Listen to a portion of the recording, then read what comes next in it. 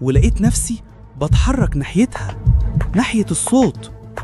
بس فجأة وأنا في نص الطرقة الصوت اختفى.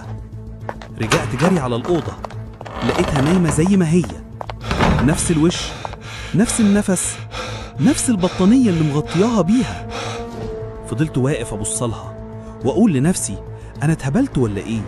هو في حد بيصحى يسمع صوت أمه وهي أصلا نايمة جنبه؟ خدت نفس عميق وقلت خلاص كوابيس.